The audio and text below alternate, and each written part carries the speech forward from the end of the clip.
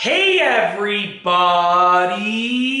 I'm here today with a simple video on some easy garage storage for a shovel, a rake, and much more. In this simple tutorial, I'll be showing you how to make a really easy storage space for all of your tools that have poles on them. So your rake, your shovel, your broom, pretty much anything that has a pole on it. This is going to be great. Now, I've done this before in my previous garage where I put a few 2x4s against the wall and I put some screws in the 2x4s to hold up the tools. And that worked really well, but this is a different garage, so it requires a different situation. I didn't want to use up all of the wall space for tools, okay? Plus, I'm gonna be parking cars in this garage, so I won't tell you which cars. I got some good stuff coming to the channel in the future. I'll leave that surprise for you to ponder, but there's gonna be something coming to the channel. Keep your eyes peeled. But I'm gonna be parking some cars in here, and I don't want any of the tools to potentially, hit the cars or the door to hit the tools and so forth. So I want a dedicated space. Plus, you can store a lot more when they're upright like that. So here's what I want you to do. I want you to get all of your tools that you want to store in there and place them upright with the poles. So literally take all your tools that you want to store, okay, place them in whichever way that you want to. Now, sorry, I heard a noise, but it was just this sliding along there. Place them in whichever way you want them to be stored, okay? All of the tools that you want to store there. Very simple, not that difficult, just place them all there. Very simple, okay? I'm going to remove some just to make it easier to work in the area right now, but place all the tools you want there.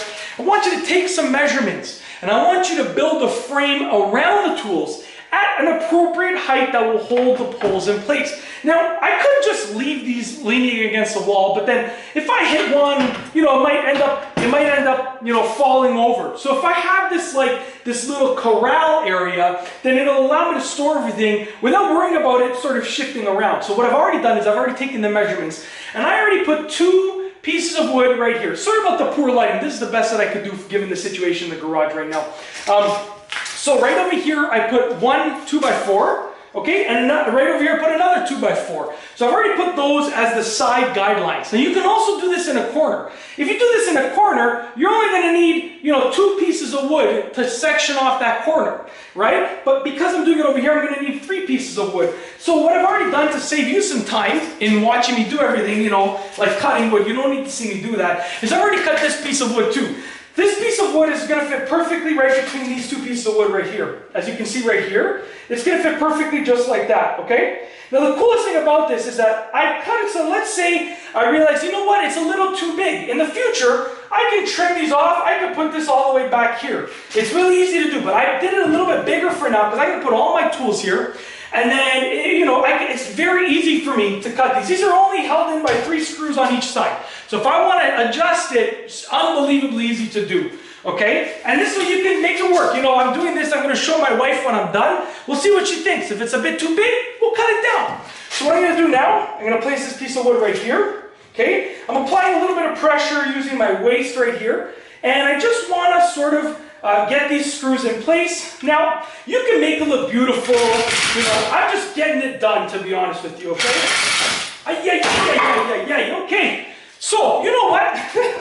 Almost got hurt there. Thank goodness I did. I'm going to go against my hip for now, just because it would be easier if it wasn't on camera, so I could put my whole body into it, but I am, so let's just get it done. Okay? All right. Okay, once one screws in, it's a lot easier for me to work with it, right? So I like to do 1 screw on each side, and I'll tell you why. When only 1 screw is in on this side, I have a lot more flexibility with how I want this to work. So I'm going to come on the other side right here.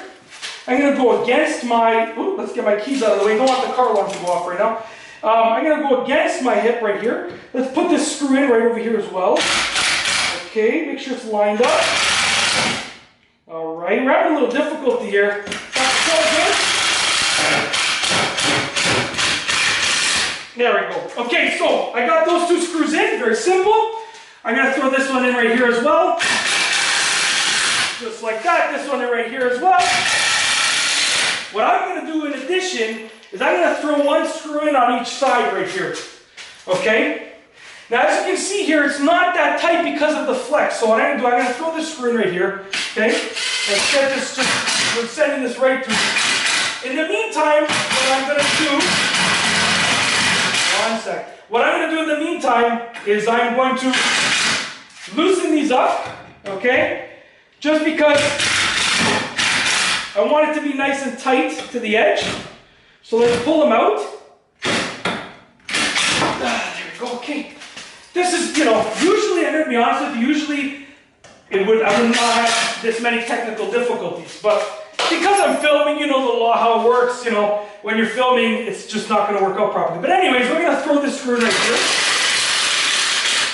Okay, now the piece of wood is nice and tight. I want it a little bit tighter, to be honest with you. There we go. Now the piece of wood is tight. We're going to throw these two back in here, just like that. Beautiful. Looks great. Very functional. Throw one in over here as well. Okay. All right, look at that.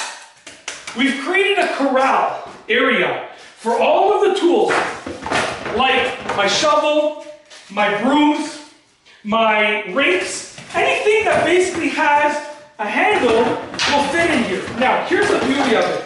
You can organize this in whichever way you want. Now, you'll notice I have the garage on both sides, garage door on both sides, so I'm not going to be allowing it to hang out that much, but as you can see, very easy to do, okay? If you also want, the sky's the limit with the design. What I can do here is I can put an angle here, so I know the poles are going to stay back there, okay? I can also organize them to the point where it makes sense. Like I can take the shovel, I know if I turn this around, it's going to be much better, like that. So you can take your time, you can organize it as nice as you want. Check that out, look.